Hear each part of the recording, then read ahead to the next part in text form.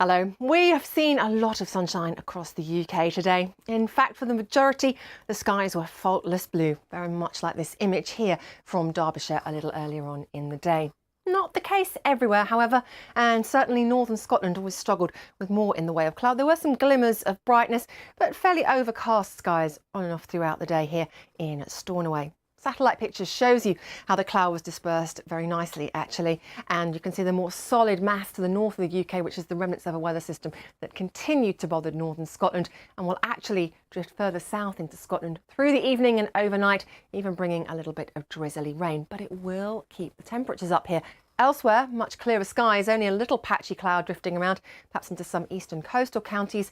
We're setting up for a fairly widespread frost away from northern Scotland overnight, with rural lows down to -3 degrees.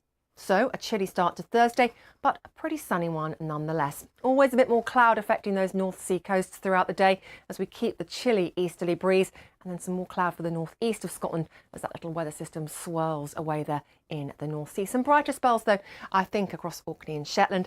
Building cloud, however, for Northern Ireland. Similar temperatures to today, highs of 11 or 12. And it's kind of spot the difference for Friday. If anything, perhaps the cloud more solid across England and Wales, and after a milder start because of the cloud by night, actually we're setting up for a slightly chillier day on Friday. Temperatures struggling to make it into double figures. A little brighter for Scotland to close out the week, and we could see highs here of 10 or 11.